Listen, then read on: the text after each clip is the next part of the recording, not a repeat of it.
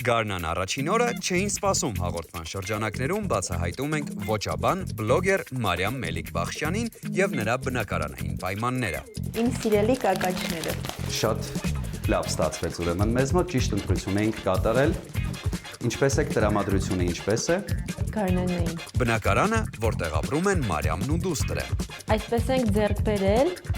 եթե խոսք օրինակ այդ շրջանաձև կլոր ասում պատի մասին է, բայց մի քանի փոփոխություններ արել ենք։ Խոհանոցում որպես արարող։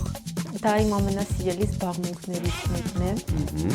Եթե ոչ ամենասիրելին։ Մասնագիտություններից զատ։ Ես բացի